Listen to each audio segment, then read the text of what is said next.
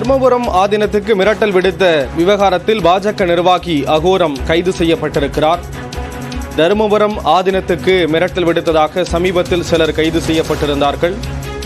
மயிலாடுதுறையில் இருக்கக்கூடிய தர்மபுரம் ஆதீனம் தொடர்பான ஆடியோ வீடியோக்கள் இருப்பதாக கூறி அவருக்கு மிரட்டல் விடுக்கப்பட்டதாக புகார் எழுந்தது. அது தொடர்பான புகார் காவல்துறைக்கு கொடுக்கப்பட்டிருந்த நிலையில் அது தொடர்பாக அந்த நடவடிக்கைகளில் ஈடுபட்டவர்கள் மீது காவல்துறையினர் கைது செய்திருந்தார்கள். பாஜக நிர்வாகி அகோரம் மட்டும் தலைமறைவாக இருந்தார். இந்த நிலையில் பாஜக மாவட்ட தலைவர் அகோரம் கைது செய்யப்பட்டிருக்கிறார்.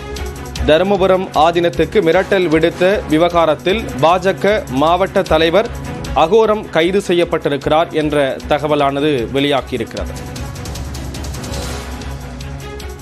இது தொடர்பான விவரங்களை வழங்குவதற்காக மயிலாடுதுறை செய்தியாளர் கிருஷ்ணகுமார் இணைகிறார். கிருஷ்ணகுமார், விவரங்களை பதிவு செய்யலாம். மயிலாடுதுறை மாவட்டத்தில் பழமை வாய்ந்த தருமபுரம் ஆதீனம் உள்ளது. இந்த ஆதீனத்தின் 27வது குருமகாச நிதனமாக உள்ளவர் ஸ்ரீ மாசலாமணி தேசிக ஞான சம்பந்த பரமாச்சாரிய சுவாமிகள். இவர் தொடர்பான போலி ஆடியோ மற்றும் வீடியோ தங்களிடம் உள்ளதாக கேட்டு சிலர் தருமபுரம் ஆதீன நிர்வாகத்தினை தொடர்பு கொண்டு பல கோடி ரூபாய் பணம் கேட்டு மிரட்டியதாக குற்றச்சாட்டு எழுந்தது. இதையடுத்து ஆதீனத்தின் சகோதரர் விருத்தகிரி என்பவர் மயிலாடுதுறை காவல் நிலையத்தில் புகார் அளித்திருந்தார்.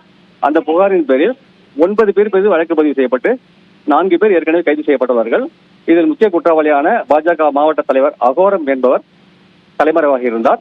அவரை தேடும் பணியில் போலீசார் முடுக்கிவிடப்பட்டிருந்த நிலையில் 4 தனிப்படைகள் அமைக்கப்பட்டு தமிழகம் மட்டுமின்றி பல்வேறு மாநிலங்களில் தேடுதல் வேட்டை நடைபெற்று வந்தது. இந்நிலையில் மயிலாடுதுறை மாவட்ட பாஜக தலைவர் அகோரம் மும்பையில் பதுங்கியிருப்பதாக போலீசாருக்கு ரகசிய தகவல் கிடைத்தது. இதன் அடிப்படையில் மும்பைக்கு விரைந்த தனிப்படை போலீசார் இன்று அவரை கைது செய்துள்ளதாக முதற்கால தகவல் வெளியாகியுள்ளது.